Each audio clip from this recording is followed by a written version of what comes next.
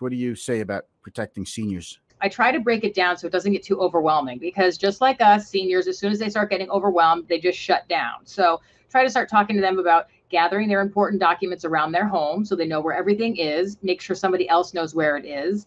And then also same thing with paperless statements, because if something happens to somebody and they have a paperless statement and nobody knows that that account exists, that's not good. I also think that, they're very nice. They like to talk to people on the phone. So we really need to make sure that even if they get a phone call and it says it's from the IRS and it comes up on the caller ID, it's not. It's definitely not. Government agencies are never going to call on the phone. The IRS never calls. No, that's what they need to know. There's a term I heard. I don't know if you're familiar with it. I don't know if it's a real term or not, but someone I saw using the word vishing, like fishing, but vishing.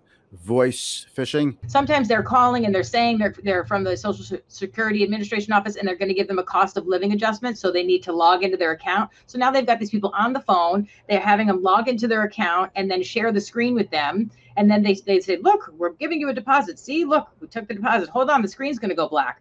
And then the deposit shows up, and all they did was move the money from the person's savings account to the checking account. And then they say, hey, you saw it? Okay, great. Now hold on 1 second. And then the screen goes black again, and they wire money out to God knows where. Seniors are afraid to tell their adult age children what happened because either they're embarrassed or they don't want to get, in trouble. Yes. There's a lot of that happens where they keep it private and they don't want to let anybody know. I mean, the grandparent scam, that's a big one, where somebody will call up and pretend that they're their grandchild and, oh, I'm in this dire situation, Mexican jail or something like that. And they got to send money and get me out, and don't call my parents. I don't want them to know, please just help me. And they go to Western Union. And a lot of the times now, some of the Western Union clerks are like, wait, where's this money going? And then they kind of stop them. But they get caught up in the emotion. And that's what these scammers, play off of, that this poor person's like, oh my goodness, my grandson, I have to help him. They're not thinking about, wait, should I find out if anybody else knows where Johnny is or, whatever. So that's another big one.